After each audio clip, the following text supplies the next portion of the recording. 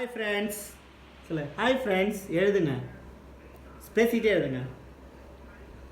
Hi friends.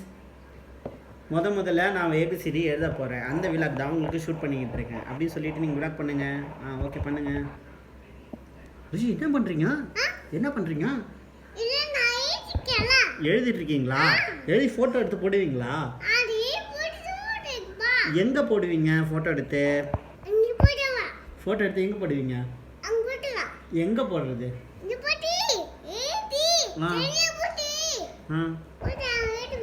சரி போட்டுடலாம். எழுது எழுது எழுது.